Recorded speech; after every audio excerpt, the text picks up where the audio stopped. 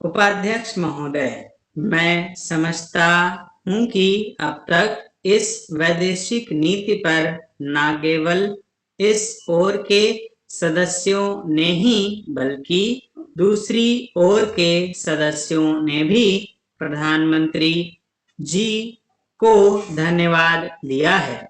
इसलिए मैं अपनी तरफ से धन्यवाद देकर उनका बोझ बढ़ाना नहीं चाहता।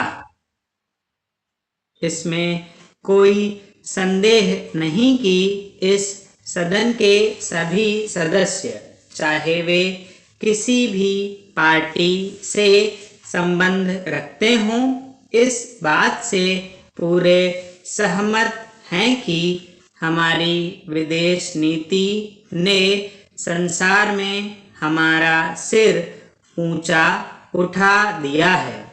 हमने पंचशील के सिद्धांत को संसार के सामने रखा है।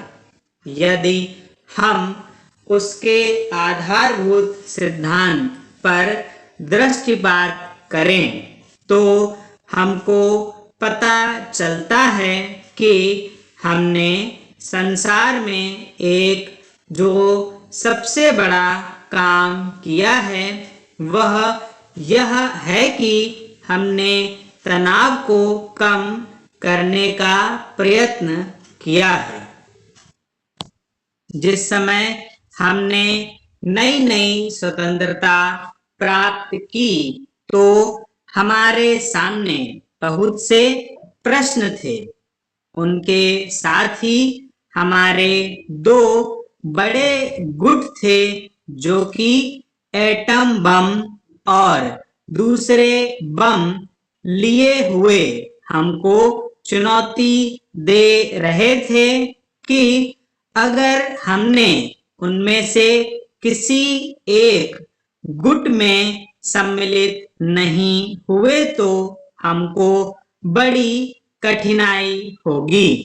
उस समय भी हमारे प्रधानमंत्री ने हमारे देश की वैदेशिक नीति को इसी स्तर तक रखा जिसके कारण आज हम संसार में अपना सिर ऊंचा उठा सकते हैं। हमने जो संसार के सामने पंचशील के सिद्धांत को रखा उसका सबसे बड़ा फल यह हुआ कि एक सम्मेलन हुआ जिसकी ओर मैं आपका ध्यान दिलाना चाहता हूँ।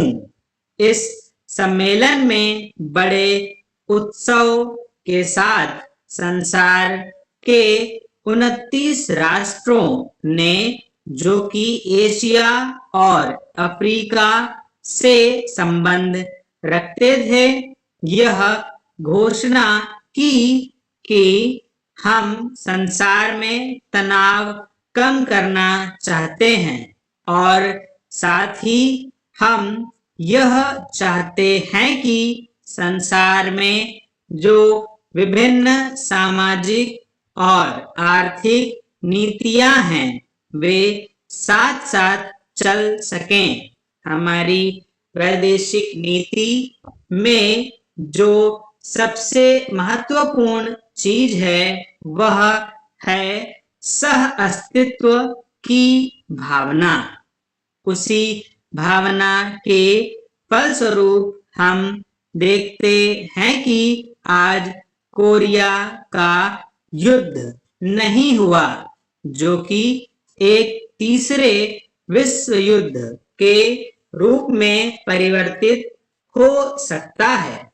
हमारी इस नीति के कारण हमारे अमेरिकी मित्र हमसे कुछ अप्रसन्न भी हो गए, लेकिन यदि हम ऐसा ना करते तो आज संसार का तीसरा युद्ध देखना पड़ता। मैं बहुत ज्यादा समय नहीं लूंगा, थोड़ा ही लूंगा।